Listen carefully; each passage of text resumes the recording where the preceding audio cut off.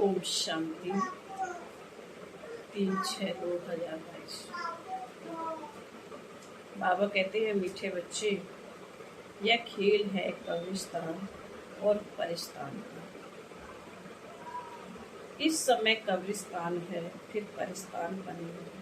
तुम्हें इस कब्रिस्तान से दिल नहीं लगा। प्रश्न है, मनुष्य कौन सी एक बात को जान ले तो सब संशय दूर हो जाएगा। बाबा का उत्तर है, बाप कौन है, वह कैसे आते हैं, यह बात जान ले तो सब संशय दूर हो जाएंगे। जब तक बाप को नहीं जाना तब तक संशय मिट नहीं सकता। निश्चय बुद्धि पढ़ने से विजय माला में आ जाएंगे, लेकिन एक एक बात में सेकंड में पूरा निश्चय होना चाहिए। गीत है, छोड़ भी दे आकाश सिंहासन। ओम शांति। बाप बैठ बच्चों को समझाते, यह है बेहद का रूहानी बात। आत्माएं सभी रूप तो जरूर बदलती हैं। निराकार से साकार में आते पार्ट बजाने कर्म क्षेत्र पर। बच्चे कहते हैं, बाबा आप भी हमारे माफक रूप बदलो। जरूर साकार रूप धारण करके ही तो ज्ञान देंगे ना, मनुष्य का ही रूप लेंगे ना। बच्चे भी जानते हैं हम निराकार हैं, फिर साकार बनते हैं, बरोबर है भी ऐसे। वह है निराकारी दुनिया। यह बाप बैठ सुनाते हैं, कहते हैं, तुम अपने 84 जन्मों की कहानी को नहीं जानते। मैं इनमें प्रवेश कर इनको समझा रहा हूँ। यह नहीं जानते, यह तो नहीं जानते ना। कृष्ण तो सतयुग का प्रिंस है, इनको आना पड़ता है पतित दुनिया पतित शरीर। कृष्ण गोरा था, फिर काला कैसे हुआ, यह कोई नहीं जानता। कहते हैं सर्प ने डसा, वास्तव में यह है 5 विकारों की बात। काम चिता पर बैठने से काले बन जाते। श्याम सुंदर कृष्ण को ही कहते हैं, मेरा तो शरीर ही नहीं है जो गोरा व श्यामला पर। मैं तो एवर पावन हूँ। मैं कल्प कल्प संगम पर आता हूँ। जब कलयुग का अंत सतयुग का आदि होता है, मुझे ही आकर स्वर्ग की स्थापना करनी है। सतयुग है सुख धाम, कलयुग है दुख धाम। इस समय मनुष्य मात्र सब पतित हैं। सतयुग के लक्ष्मी नारायण महाराजा रानी की गवर्नमेंट को भ्रष्टाचारी को नहीं कहे। यहाँ सब है पतित। भारत स्वर्ग था तो देवी देवताओं का राज्य था। एक ही धर्म था, संपूर्ण पावन श्रेष्ठाचारी। भ्रष्टाचारी श्रेष्ठाचारियों की पूजा करते। सन्यासी पवित्र हैं तो अपवित्र को माथा टेकते हैं। सन्यासी को गृहस्थी फॉलो तो कुछ करते नहीं, सिर्फ कह देते हैं मैं फलाने सन्यासी को फॉलोअर्स हूं। सो तो जब फॉलो करो, तुम भी सन्यासी बन जाओ, तब कहेंगे फॉलोअर्स। गृहस्थी फॉलोअर्स बनते, परंतु वह पवित्र तो बनते नहीं ना। सन्यासी उनको समझाते हैं ना, वह खुद समझते हैं कि हम फॉलो तो करते नहीं। यहाँ तो पूरा फॉलो करना है। माता पिता को गाया जाता है, फॉलो फादर, और संग बुद्धि योग तोड़ना है। सभी देहधारियों से तोड़ मुझे एक बाप से जोड़, तो बाप के पास पहुंच जाएंगे, फिर सतयुग में आ जाएंगे। तुम अंडर बाबा कहते तुम ऑल राउंडर हो, 84 जन्म लेते हो, आदि से अंत तक, अंत से आदि तक तुम जानते हो, हमारा ऑलराउंडर पाठ चलता है। दूसरे धर्म वालों का आदि से अंत तक पाठ नहीं चलता। आदि सनातन ही है, एक देवी देवता धर्म, पहले पहले सूर्यवंशी थे, अब तुम जानते हो, हम ऑल राउंडर, हम ऑल राउंड 84 जन्मों का चक्कर, बाद में आने वाले तो ऑल राउंडर हो ना सके। यह समझ की बात है, ना बाप के सिवाय कोई समझा ना सके। पहले पहले ही डिप्टी जब आधा कल्प सूर्यवंशी चंद्रवंशी राज्य चलता है, अभी तो यह बहुत छोटा सा युग है। इनको ही संगम कहते हैं, कुंभ भी कहते हैं, उनको ही याद करते हैं। हे परम पिता परमात्मा, आकर हम पत्तों को पावन बना। बाप से मिलने के लिए कितना भटकते रहते हैं। यज्ञ तप दान पुण्य आदि करते रहते हैं, फायदा कुछ भी नहीं होता है। बाबा कहते अब तुम भटकने से छूट गए हो। वह है भक्ति का कांड, यह है ज्ञान कांड। भक्ति मार्ग आधा कल्प चलता है, यह है ज्ञान मार्ग।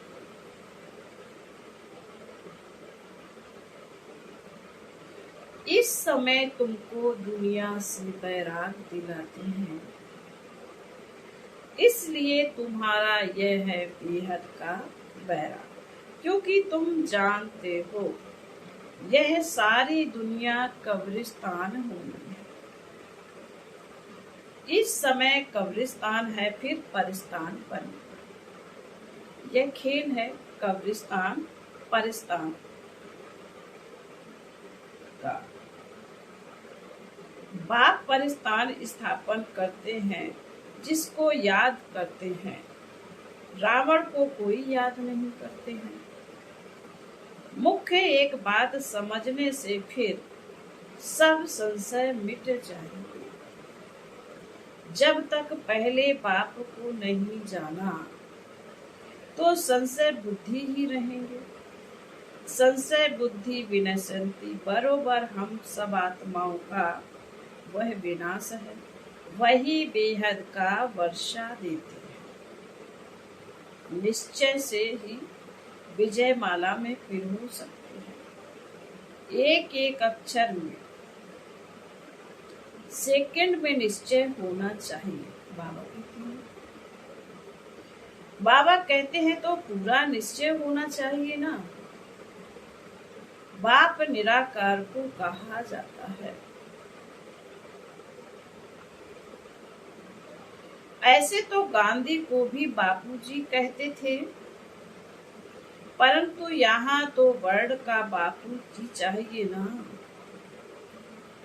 वह तो है ही वर्ल्ड का गॉड फादर। वर्ल्ड का गॉड फादर वह तो बहुत बड़ा हुआ ना। उनसे वर्ल्ड की बात सही मिलती है। बाबा द्वारा स्थापना होती है विष्णु के राज्य की। तुम जानते हो हम ही विश्व के मालिक थे। हम सो देवता थे, फिर चंद्रवंशी, वैश्यवंशी, शूद्रवंशी बने। इन सब बातों को तुम बच्चे ही समझते हो। बाप कहते भी हैं, मेरे ज्ञान यज्ञ में बहुत विघ्न पड़ेगी। यह है रुद्र ज्ञान यज्ञ। इससे विनाश ज्वाला प्रज्वलित होती है।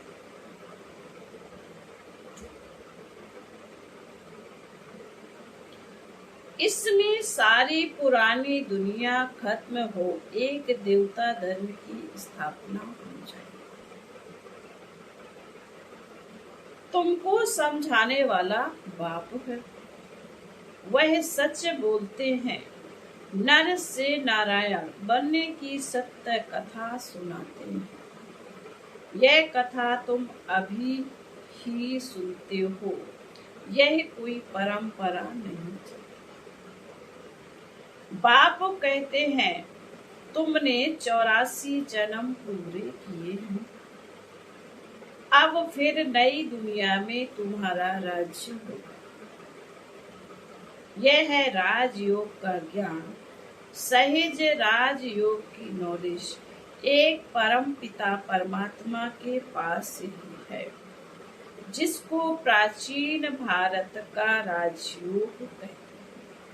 बरोबर कलयुग को सतयुग बनाया था। विनाश भी हुआ था। मूसलों की ही बात है।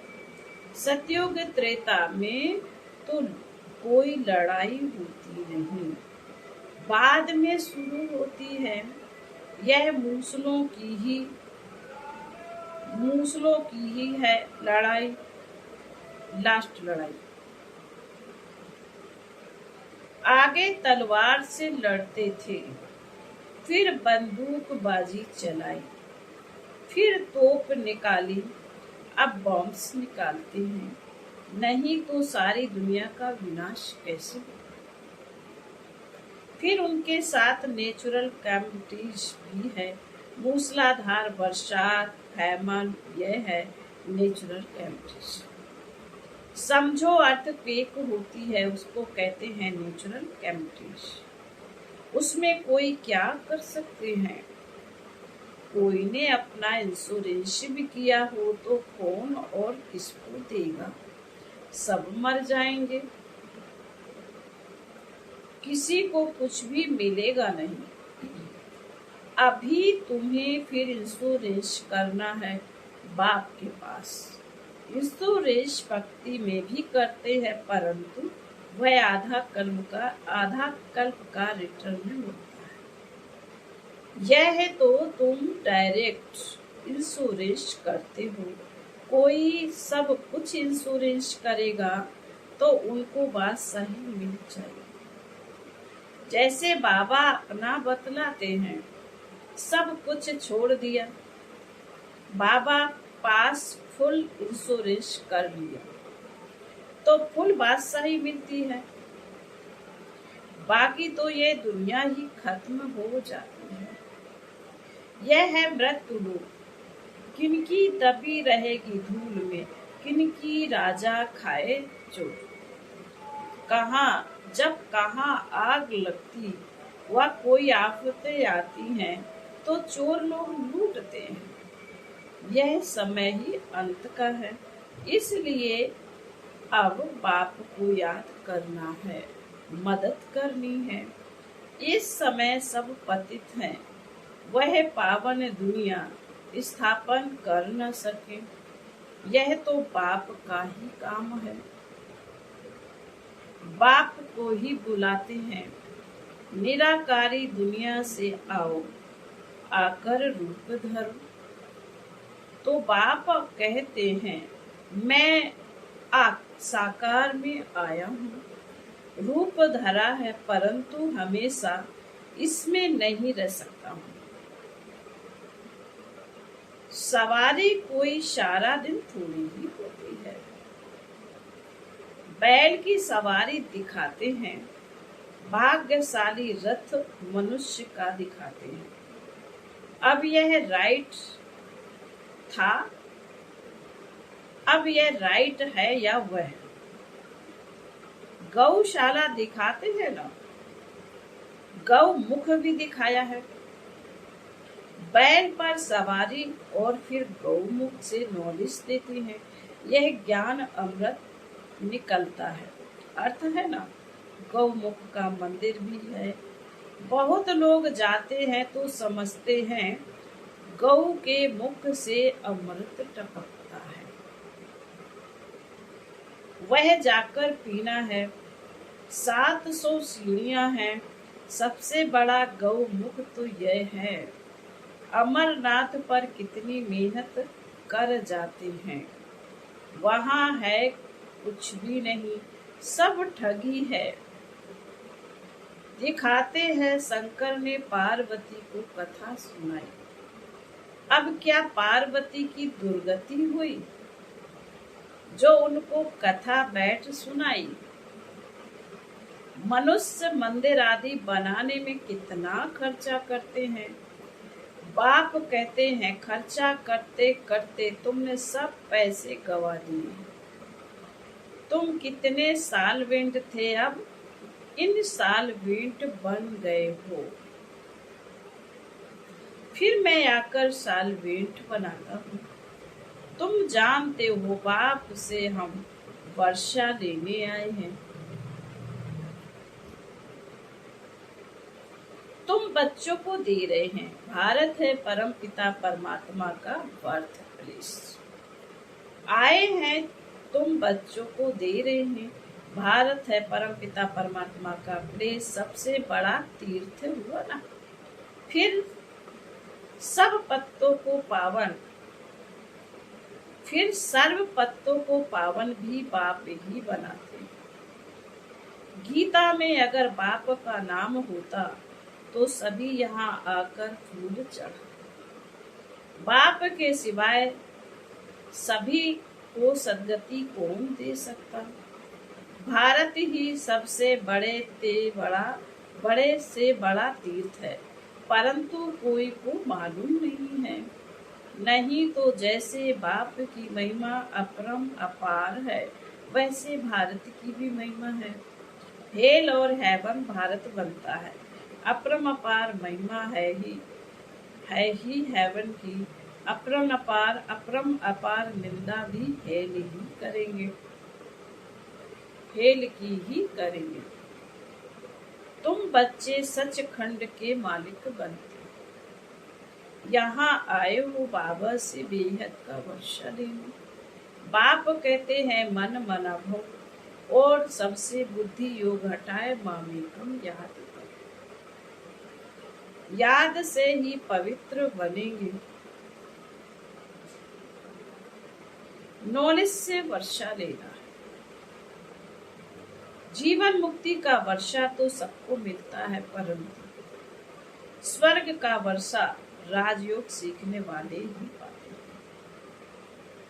सदगति तो सबकी होनी ही है ना, सबको वापस ले जाएंगे। बाप कहते हैं मैं कालों का काल हूँ, महाकाल का भी मंदिर है। बाप ने समझाया है अंत में प्रत्यक्षता होगी, तब समझेंगे कि बरोबर इन्हों को बतलाने वाला बेहद का बाप ही है। कथा सुनाने वाले अगर सब कहेंगे गीता का भगवान कृष्ण नहीं है, शिव है, तो सब कहेंगे इनको भी बीके का भूत लगे। इसलिए इन्हों का भी टाइम नहीं है, इसलिए इन्हों का अभी टाइम नहीं है। पिछाड़ी को मानेंगे, अभी मान ले में तो उन्हों की सारी ग्रह की चली रहे। फिर बाबा बोले अच्छा, मीठे मीठे शिकिल दे बच्चों प्रति माता पिता बाप दादा का याद प्यार और रूहानी बाप की रूहानी बच्चों को नमस्ते। हम रूहानी बच्चों की रूहानी माता पिता बाप दादा को याद प्यार गुड मॉर्निंग और नमस्ते। ओम शांति। धारणा के लिए मुख्य पहली पॉइंट में बाबा कहते हैं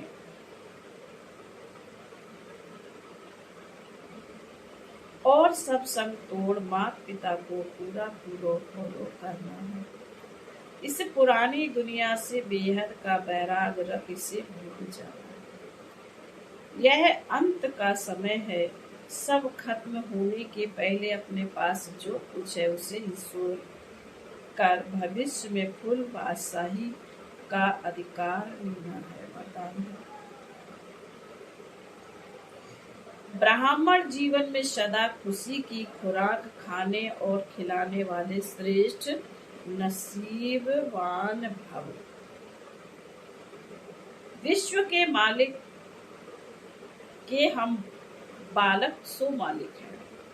इसी ईश्वरीय नशे और खुशी में रहो, वह मेरा श्रेष्ठ भाग्य अर्थात नसीब। इसी खुशी के झूले में सदा झूलते रहो, सदा खुश नसीब भी हो और सदा खुशी की खुराक खाते और खिलाते भी हो, औरों को भी खुशी का महादान दे खुश नसीब बनाते हो। आपकी जीवन ही खुशी है। खुश रहना ही जीवन जीना, खुश रहना ही जीना है। यही ब्राह्मण जीवन का श्रेष्ठ वरदान है। स्लोगन है, हर परिस्थिति में सहनशील बनो तो मौज का अनुभव करते रहेंगे। हर परिस्थिति में सहनशील बनो तो मौज का अनुभव करते रहेंगे। मातेश्वरी जी के अनमोल महावाक्य हैं। नंबर 1, यह अपना ईश्वरीय ज्ञान अपनी बुद्धि से नहीं निकाला हुआ है, ना कोई अपनी समझ अथवा कल्पना है अथवा कल संकल्प है, परंतु यह ज्ञान सारी सृष्टि का जो रचता है उस द्वारा सुना हुआ ज्ञान है और साथ साथ सुनकर अनुभव और विवेक में जो लाया जाता है वो प्रैक्टिकल आपको सुना रहे हैं।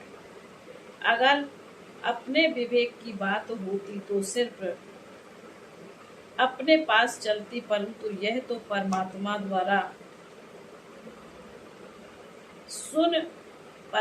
द्वारा सुन विवेक से अनुभव में धारण करते हैं। जो बात धारण करते हैं वो जरूर जब विवेक और अनुभव में आती है तब अपनी मानी जाती है।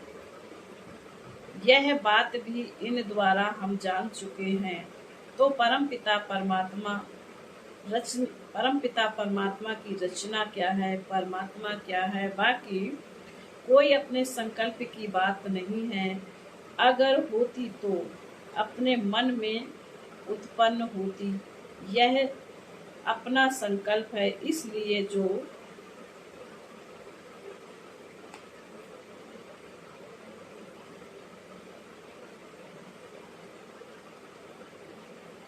इसलिए जो अपने को स्वयं परमात्मा द्वारा मुख्य धारणा योग पॉइंट्स मिली हुई है वो है मुख्य योग लगाना। परंतु योग के पहले ज्ञान चाहिए। योग करने के लिए पहले ज्ञान क्यों कहते हैं? पहले सोचना समझना और बाद में योग लगाना। हमेशा ऐसा कहा जाता है, पहले समझ चाहिए, नहीं तो उल्टा कर्म चलेगा। इसलिए पहले ज्ञान जरूरी है। ज्ञान एक ऊंची स्टेज है जिसको जानने के लिए बुद्धि चाहिए और ऊंचे से ऊंचा परमात्मा हमको पढ़ाता है। नंबर 2, यह ईश्वरीय ज्ञान एक तरफ तोड़ना दूसरे तरफ जोड़ना और एक परमात्मा के संग जोड़ो।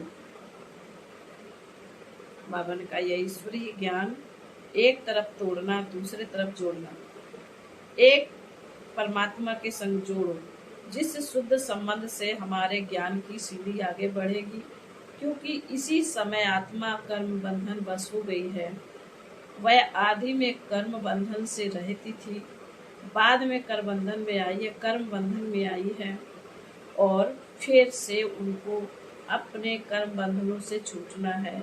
अब अपने कर्मों की बधाई मानी भी ना हो और कर्म करना अपने हाथ में रहे, माना कर्म पर कंट्रोल हो, तब ही कर्मों की बंधाई नहीं आएगी।